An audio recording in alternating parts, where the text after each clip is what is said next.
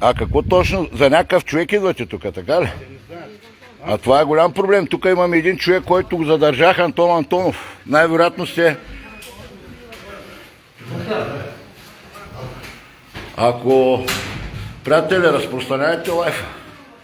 В момента влезе екип на спешна медицинска помощ тук в Репилто. Най-вероятно е заради Антон и нещо се е случило.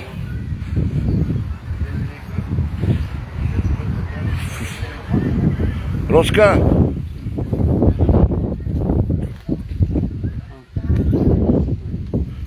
Линейка вика, тук не е добре. Влезе екип. Какво е станало? Имаш ли? Каза, че при самото такова с кръка при задържането е стъпил на криво. Вероятно и може да го изкълчи. Да, и на клипа се чува, че му буват ръката.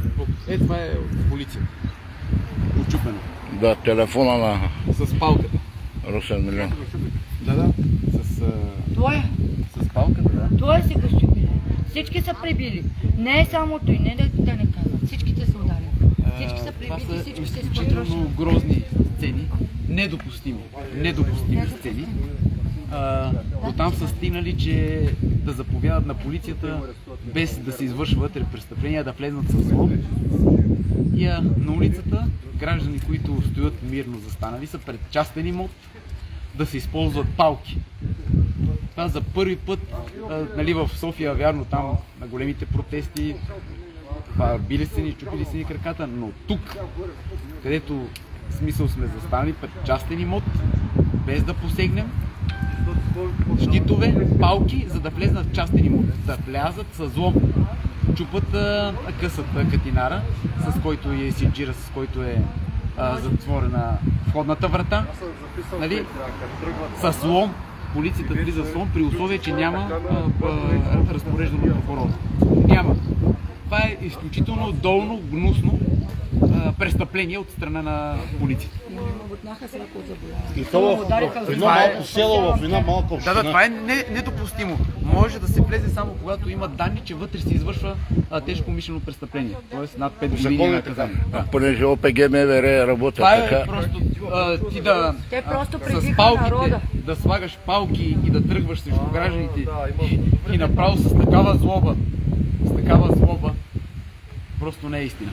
И жените са пребили, и жени посегнаха на жени, които са беззащитни. Това няма управление, това е мафия. Ето това е мафията.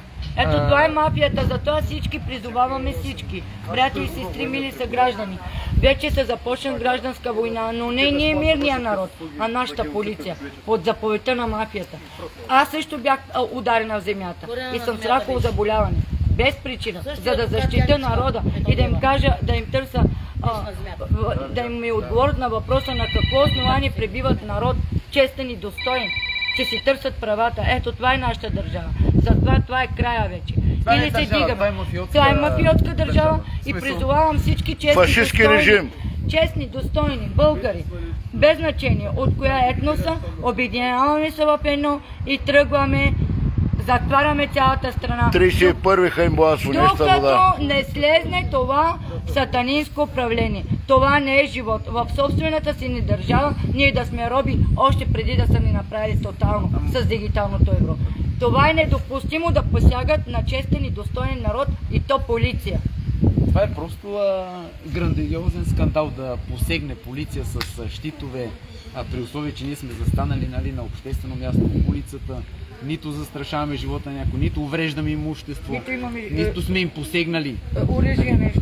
Което се включва в това.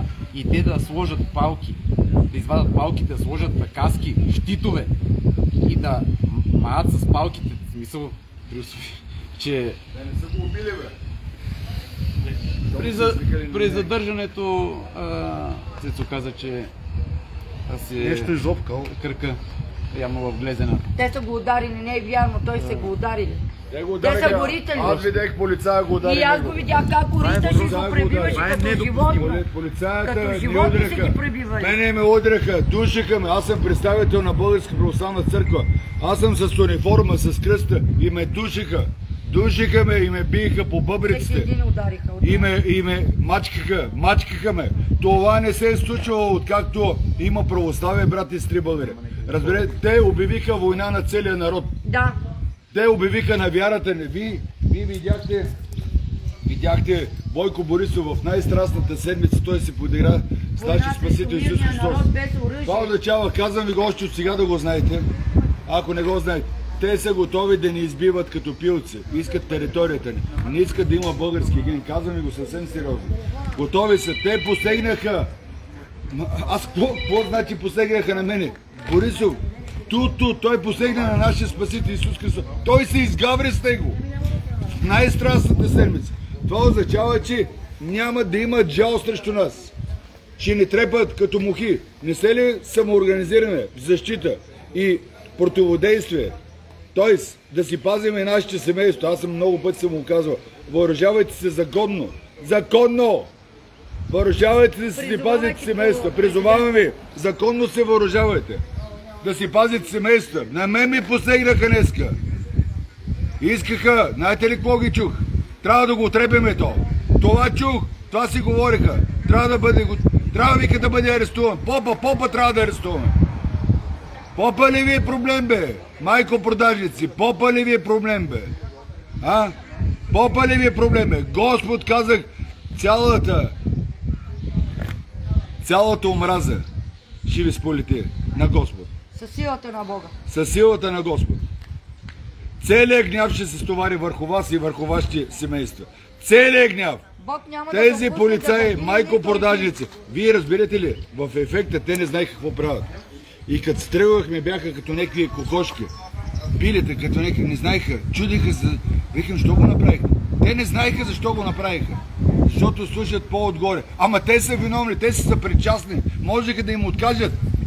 И искам, хора, знаете много добре, тези хора са частна фирма. Тези са частна полицейска фирма. Тези хора в България не представляват българския народ. Те са противоконституционна. Полицията е противоконституционна. Тоест, основополагащия закон в Република България е Конституцията. Те са противоконституционни.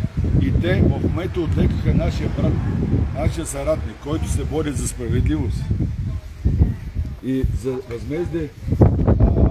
Отлекаха е тук в... Пребиха го, кой за това? Те могили, пребиха го.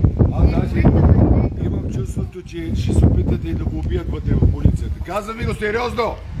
Че се опитат да го убият. Яничка извика линейка, защото е пребит. Той е пребит, като куче е пребит. Аз видях с очите си, всички видяхме и го застехме. Имаме кадри. Полицая го удари. Полицая удари Антон. Полицая... Не беше само един, 3-4 човека. 3-4 човека, да. И Любо беше ударен. Всичките бяхме ударени. Всичките ни биха. Всичките ни биха. Абе хора, какво чакате, бе? Утре ваши ви заколят, бе. Ваши ви смачкат, бе. Те си майко продажници, бухалки, бе, срещу народа. Как може, бе? Това нещо не се е случило. Целият преход. През времето на Тодор Живков не се е случило. По времето на Народния съд не се е случило, бе. Хора, не се е случило, бе. В една малка община какво може да се случи? Да ми посегнат на мене. Защо, бе? Нали сме демокрация? Той ясно какво е казал Фидел Кастро. Ще има фашизъм, нацизъм под формата на демокрация. Той го е казал преди 20 години. В момента виждаме един нацизъм. Денацификация! Веднага! Денацификация в България! Да призовем хората на 31-и блокада на вонеща вода. Блокада на цяла България. Цяла България започваме с вонеща вода безръчно.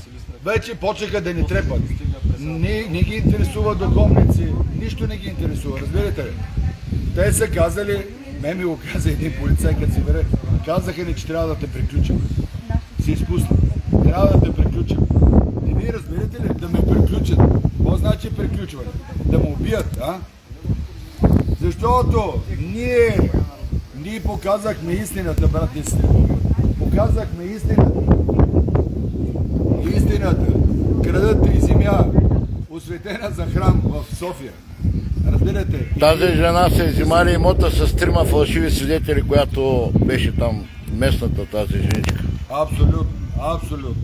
Вижте, тези хора започнаха война срещу българския Божия народ. Казвам, хора, обединявайте се. Обединявайте се, не дейте да търпите. Те са слаби, ние сме силни, свръхсилни. Няма по-силни от българския народ. По-силен дух. Излизайте! Излизайте да спасиме майка България. Утре ще ни продават органите на нашите деца. Полицай да ви каже, ние трябва да приключиме. Вие разбирате ли за какво става въпрос, бе? Хора, вие разбирате ли, бе? Те беха като шишаве, не знае какво говорят, бе. Това е, бе. Българи, да живее България. Слави Бог. Амин, амин, амин. Приятели, пред полицията в Две могили се намираме. Преди малко дойде екип на спешна помощ. Най-вероятно ще му бъде оказана спешна помощ по вина на полицията, която и жандармерията, която ни атакува в неговия дом. Само да видите за какви фашистски репресии става въпрос в България, който ни кляка на мафията ГЕРБ, като нашия приятел непримирим Антон Антонов и ни от Обия 29. Просто няма да кликне на мафията, приятели, затова скачайте, за да си отбиваме България от мафията. На 31-и цяла България след масовите протести по места, които, както вече ви казах, са контролирани от мафията. Въпреки всичко излезте, демонстрирайте волята по места, но след това да знаете, че единственото място, където ще падне мъжка битка, това е водеща вода. Каравани, кемпери, бусове, камиони, коли, мотоциклети, велосипеди, всякаква строителна техника, всякаква земеделска техника, ремаркета, полуремаркета, всичко към водеща вода. Един участък около 500 метра трябва да бъде напълнен с техника и стои прохода, докато не падне фашистското мафиотско правителство на мафията ГЕРБ. Продължаваме промяната, ДБ и ново начало. Затова, приятели, след 2 дена и половина всички на вонеща вода. Разпространете лайфа да живе България.